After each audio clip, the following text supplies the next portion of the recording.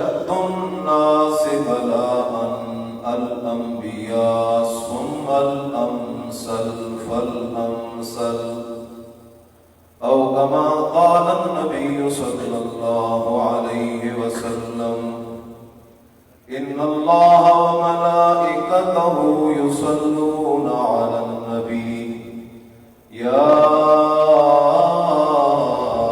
أيها الذين آمنوا صلوا عليه وسلموا تسليما. اللهم صل على محمد وعلى آل محمد كما صليت على إبراهيم وعلى آل إبراهيم إنك حميد مجيد.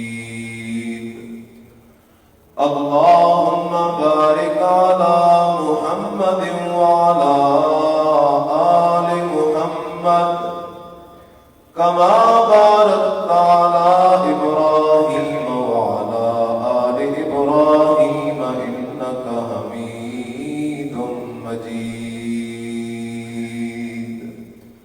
سبحان ربك رب العزة عما يصفون وسلام على المرسلين والحمد لله رب العالمين.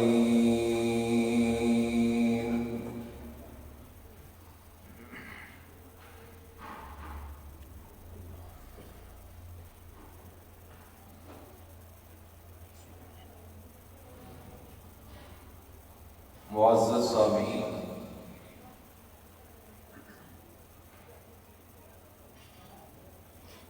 آج کی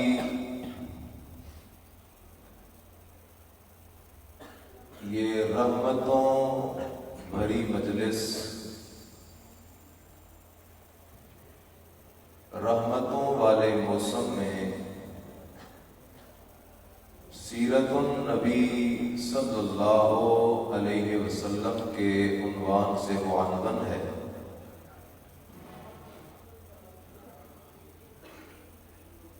میرے اور آپ کے نبی سید الانبیاء محمد الرسول اللہ صلی اللہ علیہ وسلم کی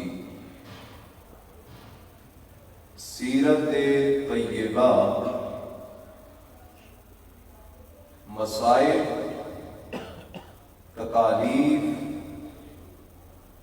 جنگوں، فتووں، پراپیگنڈوں اور اپنے اور اغیار کی دشمنیوں سے مرکب ہے۔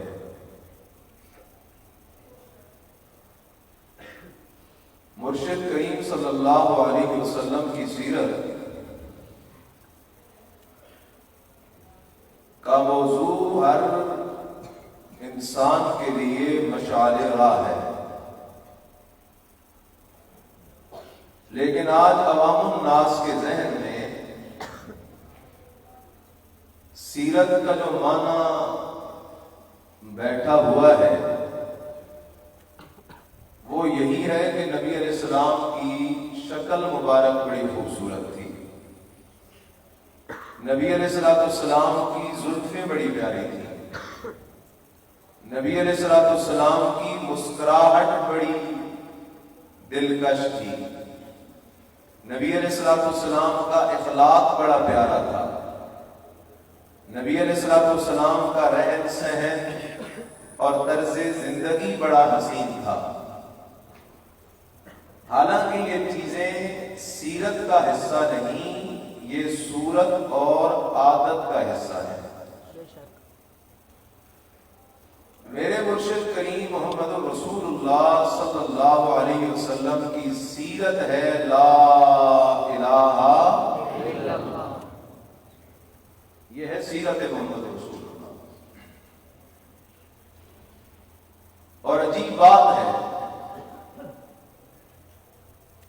نبی علیہ السلام نے جب یہ اعلان کیا،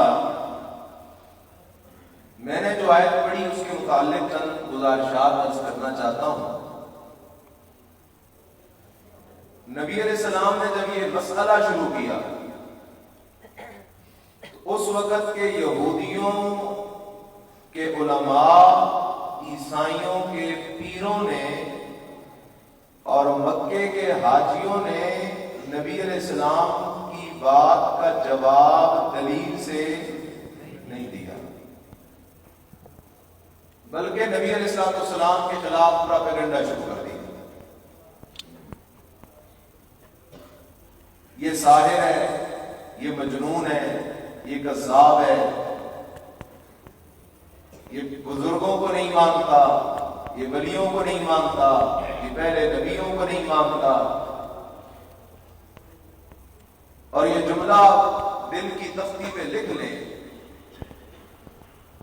حضرت نوح علیہ السلام کے دور سے لے کر آج تک، آج سے لے کر قیامت تک دستور ایک ہے کہ حق والوں کی دعوت دلیل کے ساتھ ہوگی اور ان کے مخالفین کے پاس دلیل نہیں ہوگی، صرف پروپیگنڈا ہوگا۔ صرف کیا ہوگا؟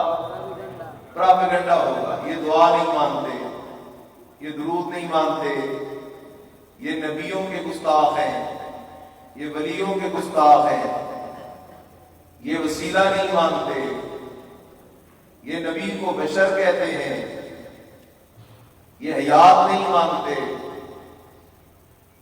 مخالفین کے پاس پروپیگنڈے کے سوا کچھ بھی نہیں ہے۔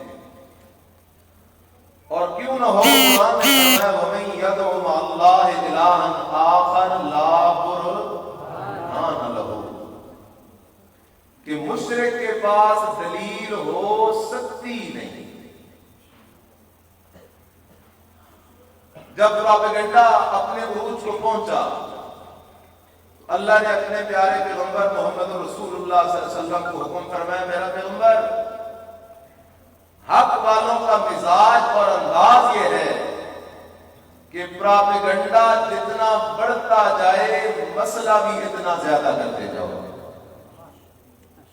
پروپیگنڈے کا جواب دلیل کے ساتھ مسئلہ بیان کرنا ہے۔ اس لیے میرا پیغمبر اپنا مسئلہ کھول کے ان کے سامنے بیان کیجیے، ان کو وضاحت سے سمجھا دیجیے کہ میرا مذہب، میرا دین، میرا عقیدہ کیا ہے۔ آیت کی طرف آ جاؤ، عجیب انداز ہے۔ قُلْ يَا أَيُّهَا النَّاسُ، فرما دے میرا پیغمبر، یا ایھا الناس، اے یہودیو، یا ایھا الناس، اے عیسائیو، یا ایھا الناس، اے مکے کے مشرکو، یا ایھا الناس، اے قیامت تک آنے والے توحید کے دشمنوں، سنت کے دشمنوں، مشرکوں، بدعتیوں، توجہ کر کے نام سن لو۔ ان کنتم فی شک من دینی، اگر تمہیں میرے عقیدے کے بارے میں شک ہے، میرے دین کے بارے میں شک ہے، میرے مسئلے کے بارے میں شک ہے، تو دنیاوی معاملات میں تو سمجھوتا ہو سکتا ہے، لیکن عقیدے پہ سمجھوتا نہیں ہو سکتا۔ دنیاوی معاملات میں تو نرمی ہو سکتی ہے، لیکن دین کے مسئلے میں نرمی نہیں ہو سکتی۔ دنیاوی کسی بات کو تو چھپایا جا سکتا ہے کسی حکمت بصیرت کے تحت، لیکن دین کے مسئلے کو چھپانا یہ حکمت بصیرت کا تقاضا نہیں ہے۔ اس لیے آؤ جواب سن لو، ان کنتم فی شک من دینی، اگر تمہیں میں محمد کے عقیدے، دین، مذہب، مسئلے کے بارے میں شک ہے تو سن لو میرا جواب، فلا اعبد الذین تعبدون من دون اللہ،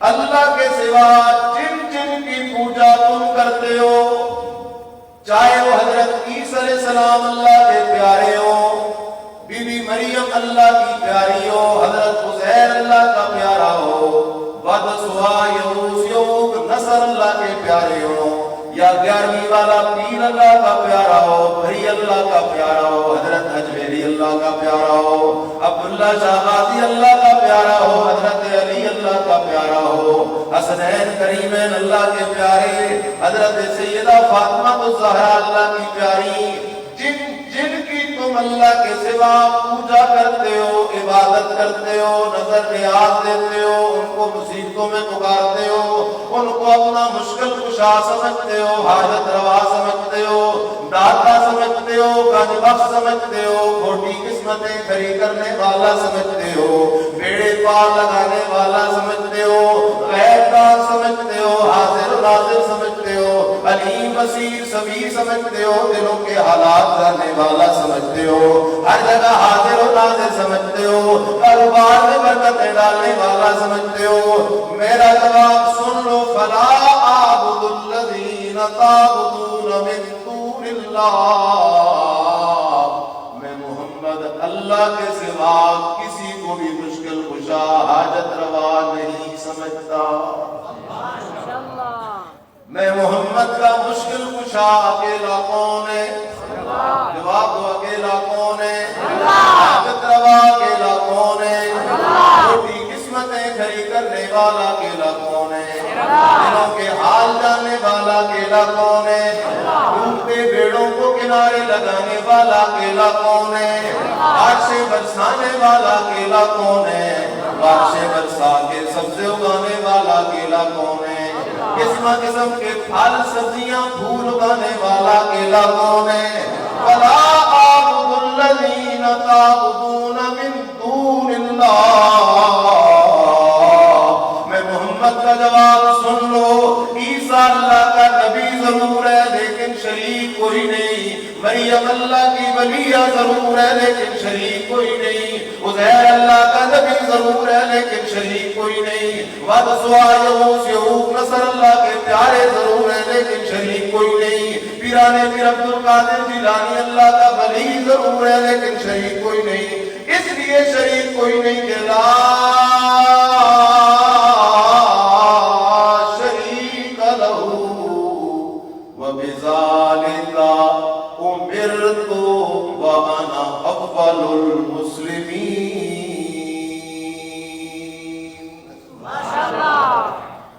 شرک والا مسئلہ وہ مسئلہ ہے، توحید والا مسئلہ وہ مسئلہ ہے جو میرے اور آپ کے نبی محمد رسول اللہ صلی اللہ علیہ وسلم کی سیرت کی بنیاد ہے، میرے نبی کی سیرت کی بنیاد لا سے ہے، انتہا الا اللہ پر ہے، اس لیے فرمایا اور لوگوں سن لو، فلا اعبد الذین تعبدون من دون اللہ، مسئلہ حل ہو گیا۔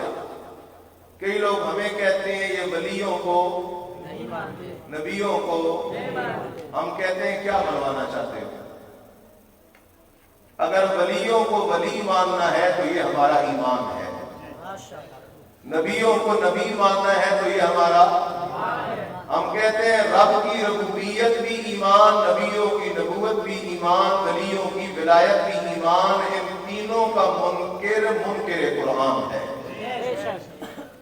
ولی کو ولی ماننا ہے تو ایمان ہے، نبی کو نبی مانتے ہیں ایمان ہے، اگر کوئی کہے ولی کو رب کا شریک مان لیں تو ناممکن ہے، نبی کو رب کا شریک مان لیں ناممکن ہے، اس لیے کہ نبی بھی جب بیت اللہ کا طواف کرنے گئے، سارے ولی بھی جب حج عمرہ کرنے گئے، نبیوں کی زبان پہ بھی یہی ترانہ ہے، ولیوں کی زبان پہ بھی یہی ترانہ ہے، لبیک اللہم لبیک لا شریک لک لبیک ان الحمد والنعمت لک والملک۔ اللہ نبی ضرور ہے لیکن لا شریک لک، اللہ ہم ولی ضرور ہے لیکن لا شریک لک، فرشتے کہتے اللہ تیری برگزیدہ مخلوق ضرور ہے لیکن لا شریک لک، ابراہیم خلیل اللہ کہتے اللہ میں تیرا خلیل ضرور ہوں لیکن لا شریک لک، حضرت موسیٰ کہتے اللہ میں کلیم ضرور ہوں لیکن لا شریک لک، حضرت عیسیٰ کہتے اللہ میں روح اللہ ضرور ہوں لیکن لا شریک اللہ کا کوئی شریک نہیں. ان الحمد والنعمت لک والملک، پھر لا شریک. جب بندہ یہاں سے حج عمرے کے لیے نکلتا ہے، اللہ ہم سب کو توفیق نصیب فرمائے. تو میرے مرشد نے سکھایا وظیفہ شروع کر. بیت اللہ پہنچنے سے پہلے کیا شروع کر؟ وظیفہ شروع کر. لوگ کہتے ہیں وظیفے نہیں مانتے. ہم وظیفے مانتے ہیں لیکن توحید والے وظیفے مانتے ہیں، شرک والے وظیفے نہیں مانتے. میرے نبی کا وظیفہ تو ذرا دیکھو. فرمایا او میرا امتی، رب کے در پہ حاضری سے پہلے نعرے لگاتا جا لا شریک لک، لا شریک لک، اللہ تیرا کوئی شریک.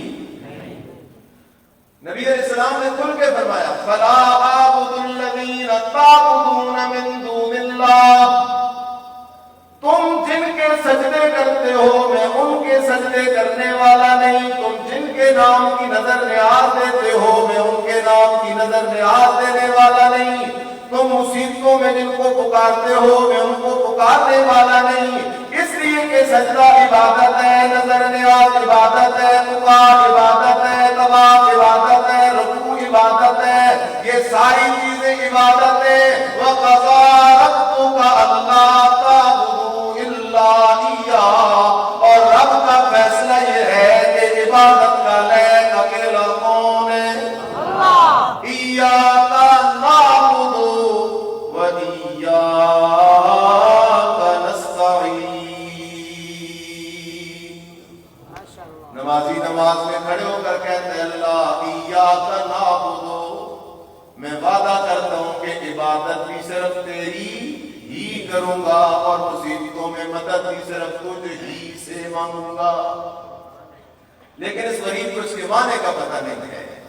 باہر نکلتا ہے تو مصیبت پڑتی ہے تو کہتا ہے یا پیران پیر مدد، یا علی مدد. باہر نکلتا ہے تو کہتا ہے یا بری مدد، یا پیر بابا مدد.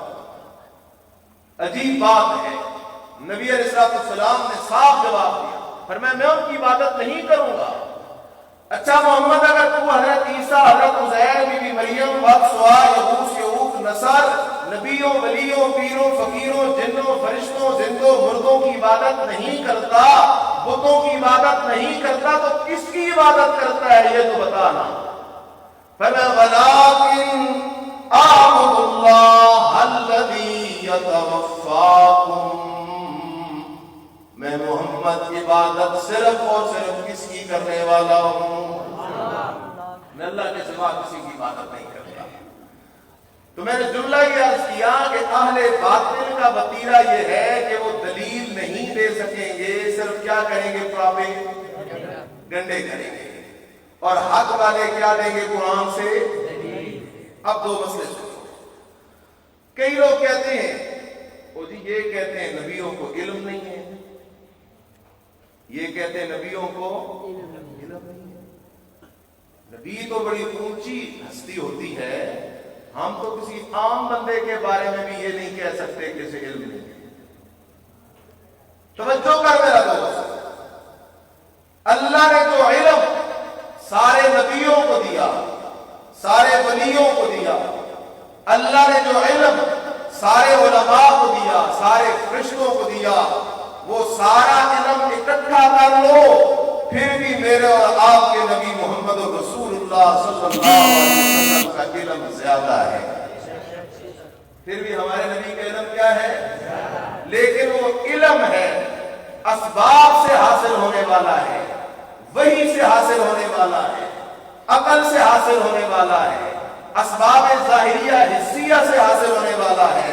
وہ علم ہے، علم غیب نہیں ہے، اس لیے کہ علم غیب خاصہ کس کا ہے؟ قرآن کیا کہتا ہے؟ قُلْ لَا يَعْلَمُ مَنْ فِي السَّمَاوَاتِ وَالْأَرْضِ. اعلان کر میرا پیغمبر، مسئلہ کھول میرا پیغمبر، لا يعلم من في السماوات والأرض الغيب إلا الله. آسمانوں والے بھی غیب نہیں جانتے، فرشتے غیب نہیں جانتے، حضرت عیسیٰ غیب دان نہیں، زمینوں والے بھی غیب دان نہیں، الا اللہ، غیب دان صرف کون ہے؟ اللہ کے سوا غیب دان کوئی نہیں۔ اور نبی علیہ السلام نے اپنی زبان سے اعلان کیا، قُل لَا أَقُولُ لَكُمْ عِندِي خَزَائِنُ اللَّهِ، میرا پیغمبر اعلان کر دے، یہ وہی قل چل رہا ہے، قل فرما میرا پیغمبر، لا اقول لکم عندی خزائن اللہ، میں دعوی نہیں کرتا کہ میرے پاس اللہ کے خزانے ہیں، میں دعوی نہیں کرتا کہ میں ہوں، اور میں دعوی نہیں کرتا کہ میں غیب دان ہوں، اس لیے کہ غیب دان صرف کون ہے؟ اللہ ہے۔ ام المومنین سیدہ عائشہ صدیقہ سارے کہتے رضی اللہ تعالی عنہا پہ تہمت لگ گئی، نبی کی بیوی پہ تہمت لگ گئی۔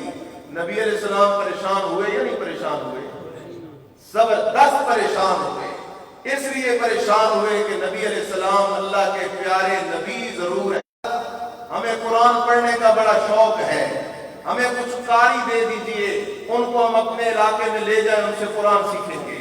نبی علیہ السلام نے اپنے 70 حافظ قاری صحابہ ان کے ساتھ روانہ کر دیے، ان ظالموں نے آگے جا کر ان صحابہ کو شہید کر دیا۔ اگر نبی علیہ السلام غیب دان ہوتے تو نبی علیہ السلام صحابہ کو کبھی بھی روانہ نہیں کرتے۔ نبی علیہ السلام کی اپنی پلیٹ میں گوشت کی بوٹی پڑی ہے اور بوٹی کے اندر زہر پڑا ہے، آمنہ کے لال کو بوٹی کے اندر غائب زہر کا بھی پتہ نہیں چلا، اس لیے کہ غیب دان اکیلا کون ہے؟ اللہ کے سوا غیب دان کوئی نہیں۔ پھر لوگ کہتے ہیں دوسرا مسئلہ، کہتے ہیں جی یہ کہتے ہیں نبی بشر ہے، نبی کیا ہوتا ہے؟ بشر ہوتا ہے، اور کہتے ہیں جی نبی ہم جیسا بشر ہے، انا للہ و انا الیہ، میں اپنے استاد جیسا نہیں ہو سکتا، میرا استاد اپنے استاد جیسا، سارے لوگ مل جائیں تو تابعین جیسے، سارے مل جائیں تابعین مل جائیں تو ایک تبع تابعی جیسے، سارے تبع تابعی مل جائیں تابعی جیسے نہیں ہو سکتے، سارے تابعی مل جائیں صحابی جیسے نہیں ہو سکتے، سارے صحابی مل جائیں ابو بکر صدیق جیسے نہیں ہو سکتے، اور یہ کائنات صدیق جیسے شہزادوں سے بھر دی جائے ایک نبی جیسے نہیں ہو سکتے، سارے نبی مل جائیں میرے اور آپ کے نبی جیسے نہیں ہو سکتے۔ ہم جیسا ہونے کا کیا مطلب ہے؟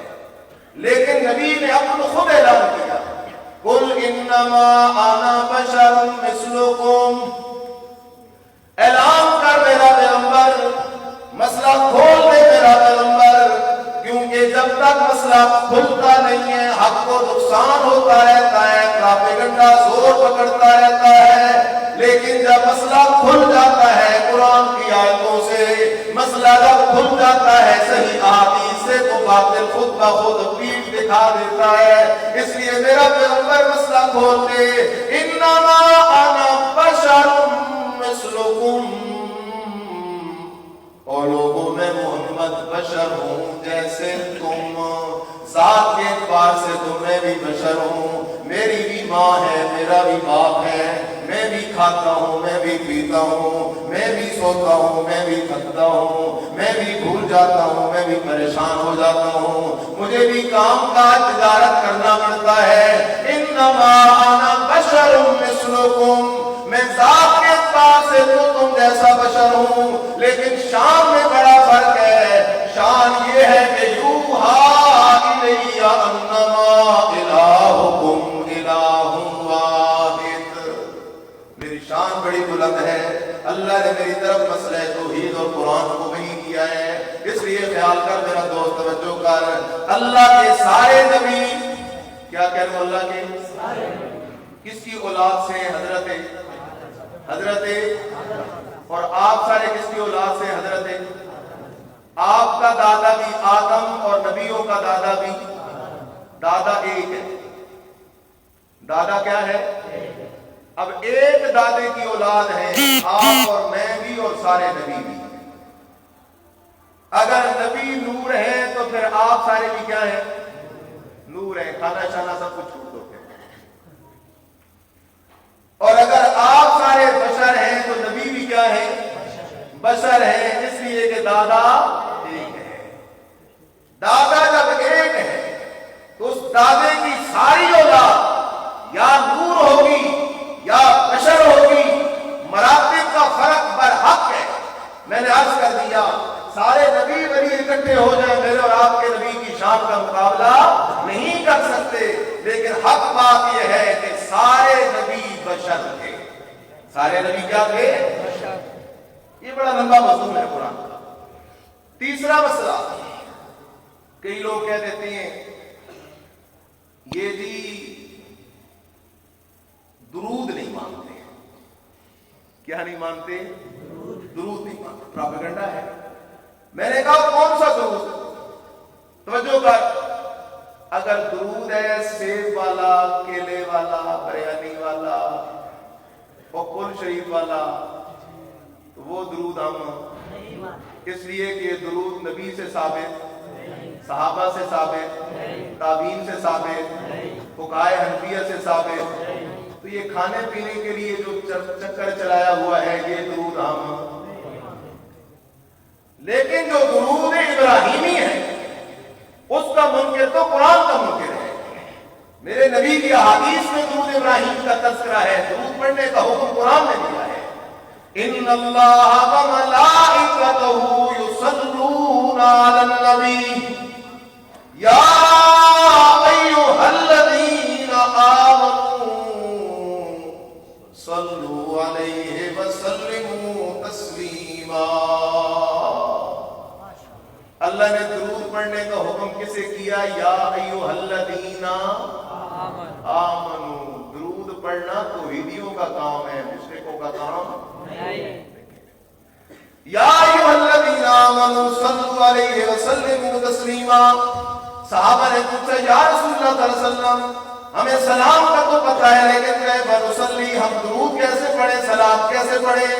آپ نے فرمایا یوں پڑھا کرو اللہم صلی علی محمد وعلی آل محمد کما صلیت علی ابراہیم وعلی آل ابراہیم انک حمید مجید. اللہم بارک علی محمد وعلی آل محمد کما بارکت علی ابراہیم وعلی آل ابراہیم انک حمید مجید. درود کا کوئی انکار. اب درمیان میں مسئلہ اور سمجھ لیجیے. بعض لوگ کہتے ہیں درود یہاں سے پڑھو تو پہنچایا جاتا ہے، وہاں جاؤ تو نبی علیہ السلام خود درود کو کیا کرتے ہیں؟ میں اکثر کہا کرتا ہوں یہ مسئلہ ایک چٹکی بھر کا مسئلہ ہے لیکن کوئی سمجھنے والا ہو. یہ کوئی مسئلہ ہی نہیں. پہلی بات کہ ہم کہتے ہیں یہ طے کرو کہ درود چیز کیا ہے. یہ طے کرو کہ درود یہ کوئی میسج ہے یا عبادت ہے؟ لا محالہ عبادت ہے. اگر عبادت ہے تو ہم کہتے ہیں کون سی عبادت ہے؟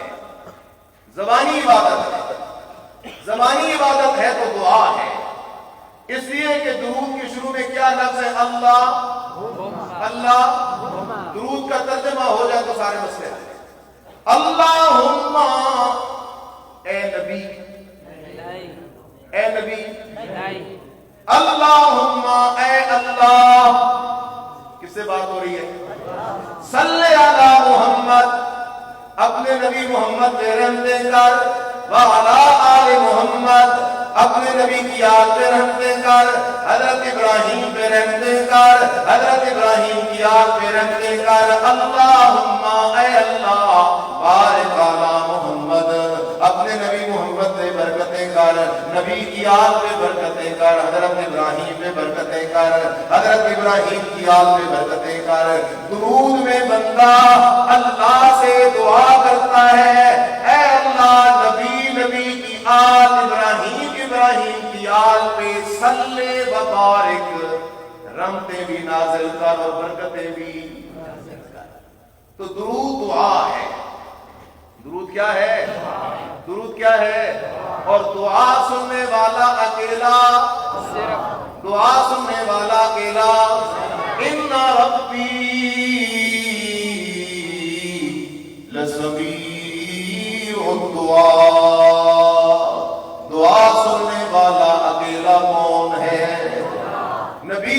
دعا سننے والا اکیلا کون ہے؟ ولیوں کی دعا سننے والا اکیلا کون ہے؟ آپ سے ابراہیم خلیل اللہ کی دعا سننے والا اکیلا کون ہے؟ نوح نبی اللہ کی دعا سننے والا اکیلا کون ہے؟ موسیٰ کلیم اللہ کی دعا سننے والا اکیلا کون ہے؟ مچھلی کے پیٹ سے یونس پیغمبر کی دعا سننے والا اکیلا کون ہے؟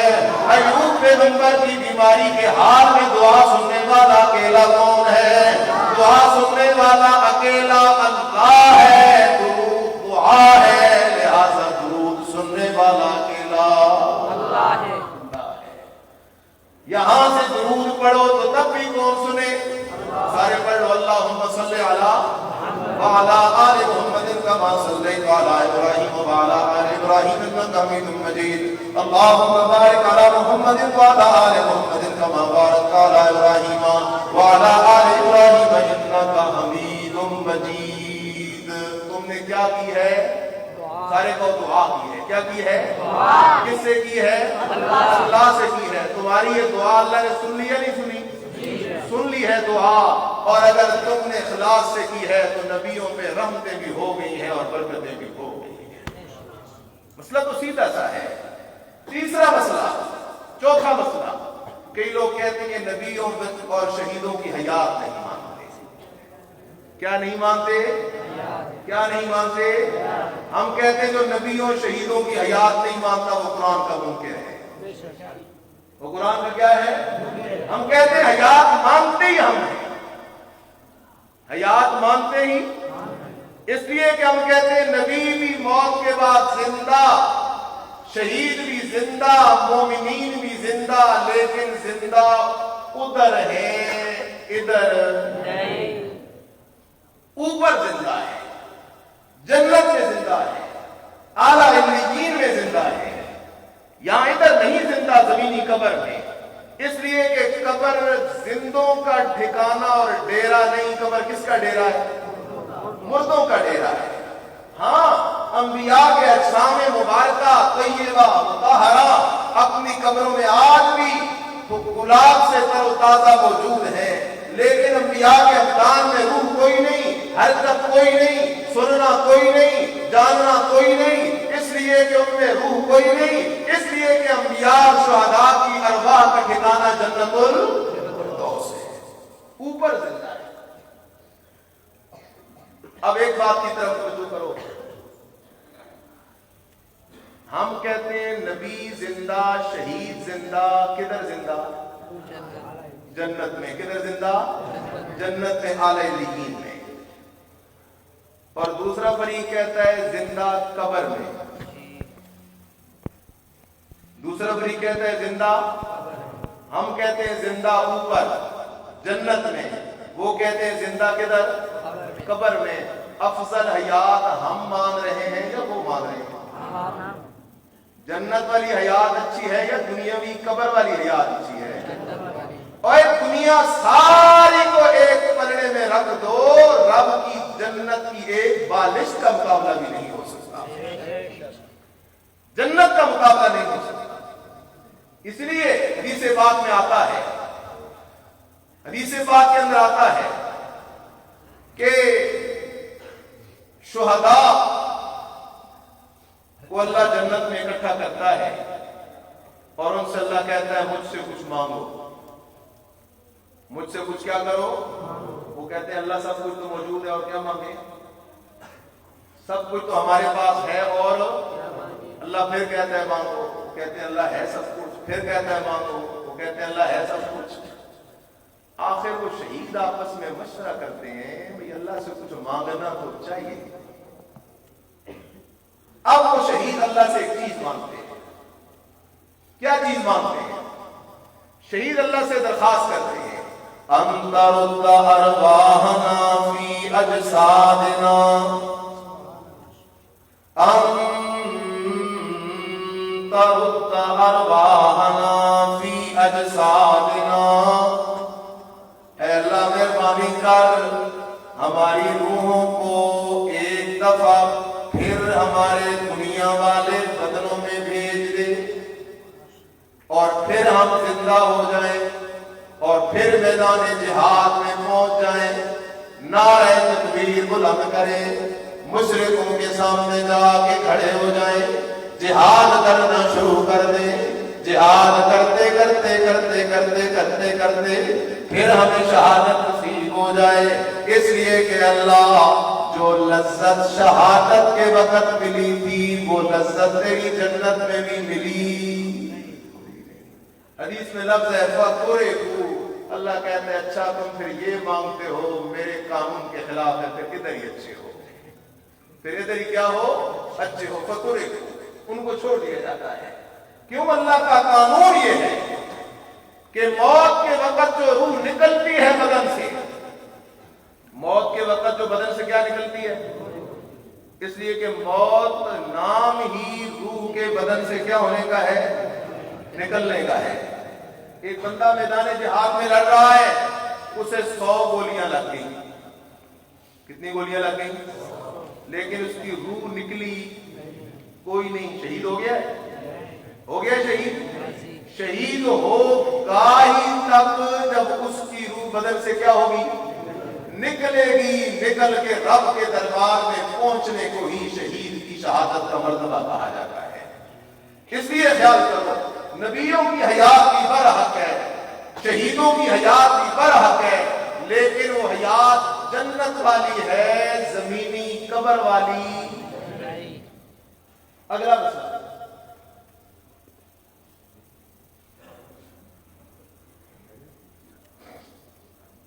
अगला मसला समझ लीजिए। 5वां मसला, कई लोग कहते हैं जी अज़ाब कब्र नहीं मानते।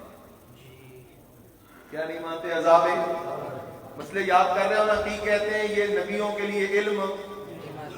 मैंने कहा सारे नबियों वलियों का इल्म एक तरफ, हमारे नबी का इल्म सबसे क्या है। फिर किसी ने कहा बशर नहीं मानते, उसका जवाब आया। फिर आगे चलते चलते मसला आ गया दुरूद का, फिर मसला आ गया हयात का। 5वां मसला, कई लोग हमें हमारे खिलाफ प्रोपेगेंडा करते हैं कि ये अज़ाब कब्र तुम्हारे लिए तो मानते हैं, ला शक भी। लेकिन मसला समझो, बात सीधी सी है, मौत बरहक है। मौत क्या है? मौत से पाक अकेला कौन है? उस रब के लिए मौत का लफ्ज गुस्ताखी है। उस रब के सिवा कोई भी मौत और मौत के लफ्ज से पाक नहीं। अल्लाह मौत से पाक है। क्यों? अल्लाह ने कुरान में मसला समझाया, अल्लाहु ला इलाहा इल्ला हू, अल्लाहु ला इलाहा इल्ला हू। लोगो अल्लाह वो जात है, अल्लाह वो जात है, अल्लाह वो जात है, ला इलाहा इल्ला हू।